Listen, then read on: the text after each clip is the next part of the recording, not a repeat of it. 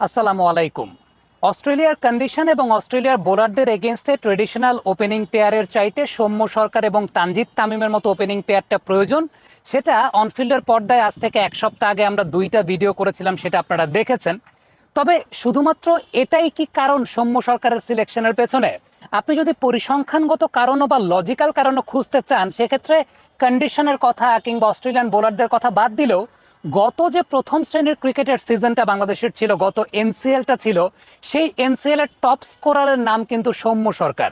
So Soumya সরকার অন্য যে কোনো ফরম্যাটের চাইতেও টেস্টে কামব্যাকটা যে বা প্রত্যাবর্তনটা যে ডিজার্ভিং ক্যান্ডিডেট ছিলেন, এটা কিন্তু সেখান থেকে আসলে প্রমাণ হয়ে যায়।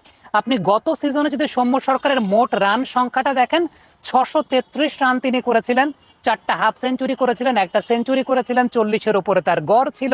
এবং একটা ইনিংসে তিনি যে ইনিংসটা সেঞ্চুরি করেছিলেন, বেশ কমফোর্টেবল ব্যাটিং তিনি করেছিলেন। এবং ওই সিজনটা বা লাস্ট সিজনটাতে সৌম্য সরকার যখন 633 রান কিংবা সর্বোচ্চ রান সংগ্রাহক হয়েছেন, তার মানে কিন্তু সৌম্য সরকার ন্যাচারালি আসলে ডিজার্ভিং ক্যান্ডিডেট যে অস্ট্রেলিয়ার মতো সিরিজ, যেখানে আসলে কন্ডিশনটাও তার জন্য অনেক বেশি মাত্রায় ফেভারেবল। কিংবা আমরা যে পরিসংখ্যানটা আপনাদেরকে এর আগে দেখিয়েছিলাম যে সৌম্য সরকার ওভারসিজ কন্ডিশনে তার ব্যাটিং গড়টা হোম কন্ডিশনে টেস্টের ব্যাটিং গড়ের চাইতেও বেশি। ওশেনিয়া কন্ডিশনে সৌম্য সরকারের ব্যাটিং গড়টা বা এর আগে তার ট্র্যাক রেকর্ডটা অনেক ভালো। ওয়ানডে ফরম্যাটটা আমরা যদি চিন্তা করি, নিউজিল্যান্ডের এগেনস্টে দুর্দান্ত একটা সেঞ্চুরি তিনি করেছিলেন। টেস্ট ফরম্যাটেও নিউজিল্যান্ডের এগেনস্টে নিউজিল্যান্ডের মাটিতে সেঞ্চুরি করেছিলেন। সো ওশেনিয়া কন্ডিশনে কিন্তু সৌম্য সরকারের ট্র্যাক রেকর্ডটা এমনিতেও বেটার। যেই ধরনের বোলার আছে, Mitchell Starc, Pat Cummins, Josh Hazlewood, ওই টাইপের কন্ডিশনে কিংবা এই ধরনের এক্সপিরিয়েন্স বোলারদের এগেনস্টে সৌম্য সরকারের ট্র্যাক রেকর্ডটা বা তার প্লেইং এবিলিটির জায়গাটা ভরসা করলে সেই ব্যাপারটা আমরা আলোচনা করেছিলাম। সেই সঙ্গে এটাও কিন্তু একটা সিগনিফিকেন্ট রিজন, যেটা হয়তো বা দেশের অর্ধেকের বেশি মানুষের মাথায় নাই কিংবা মানুষ হয়তো ওই রকম ভাবে জানেন না। সেটা হচ্ছে সৌম্য কিন্তু ফার্স্ট ক্লাস সিজনে, গত সিজনটাতে 633 রান করেছিলেন, সর্বোচ্চ রান সংগ্রাহক ছিলেন।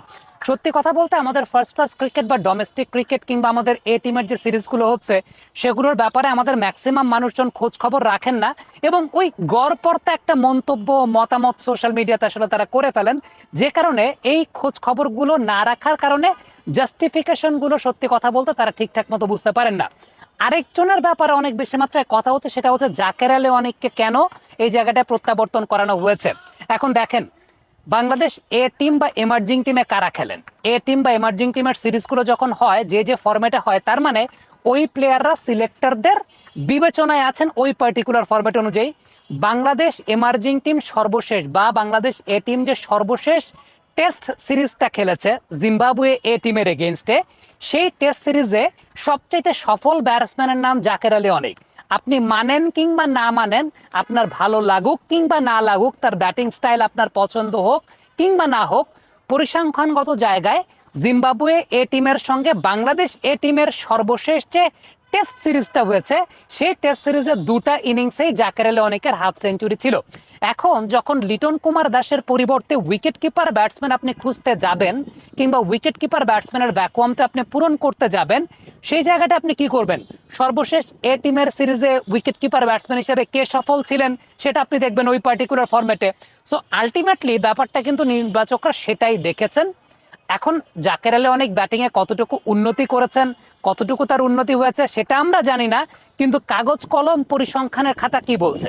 পরিসংখ্যানের খাতা বলছে সর্বশেষ বাংলাদেশ এ টিমের যে সিরিজটা হয়েছিল, সেই সিরিজের লঙ্গার ভার্সন ফরম্যাটে সবচেয়ে সফল ব্যাটসম্যানটার নাম জাকের আলী অনেক। সেটা আপনার পছন্দ হোক বা আমার পছন্দ হোক, বা আপনার ভালো লাগুক বা আমার ভালো লাগুক, ভালো নাই লাগুক, কিন্তু পরিসংখ্যানের কথা কিন্তু সেটাই বলছে।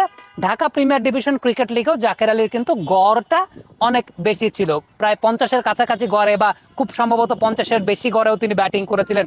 যে পজিশনটা ব্যাটিং করতেন সেখানে হয়তো বা সর্বোচ্চ রান সংগ্রহ করা সম্ভব হয় নাই, বাট ব্যাটিং গড়টা তার ভালো ছিল, একটা জড়ো সেঞ্চুরিও তিনি করেছিলেন। সো এই সময়টায় ব্যাটিং টেকনিক ওয়াইজ তাকে কমফোর্টেবল মনে হয়েছে। আর তার চাইতেও বড় বিষয়, অস্ট্রেলিয়ার সঙ্গে টেস্টে তাকে নেয়ার পিছনে বড় কারণের জায়গাটা, আপনি যখন উইকেট কিপার ব্যাটার হিসেবে মিডল অর্ডারে লিটন কুমার দাসের অল্টারনেট অপশন খুঁজতে যাবেন, তখন আপনি সর্বশেষ এ টিমের টেস্ট ম্যাচের পরিসংখ্যান দেখলে জাকের আলী অনেক সেই জায়গাটা চলে আসেন।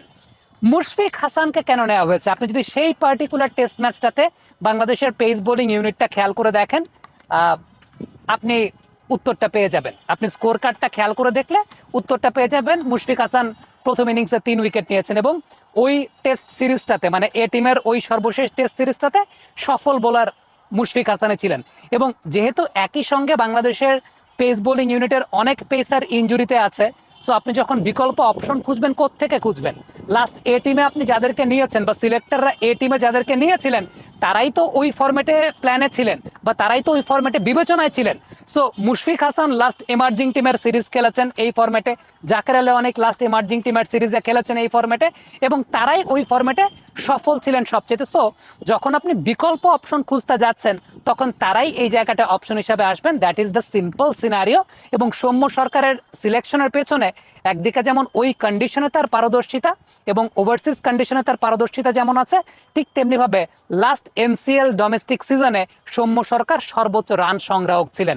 সবচেয়ে বড় সমস্যার জায়গা হচ্ছে সোশ্যাল মিডিয়াতে যারা লেখালেখি করেন তাদের ম্যাক্সিমামই দেশের ডোমেস্টিক ক্রিকেট সম্পর্কে খোঁজ খবর রাখেন না। এই কারণে হয়তো বা তারা এই মন্তব্যগুলো করেন, তারা সিলেকশনগুলো নিয়ে কনফিউজ থাকেন। কিন্তু আপনি যদি ডোমেস্টিক ক্রিকেট সম্পর্কে বা এই জিনিসগুলো সম্পর্কে আপনার যদি ন্যূনতম ধারণা থাকে তাহলে পরে মনে হয় না এগুলোর ব্যাপারে কোয়েশ্চেন করার আসলে খুব বেশি অপশনের জায়গা আছে। কমেন্ট বক্সে আপনাদের মন্তব্য মতামত জানতে চাই, লিখে পাঠাবেন।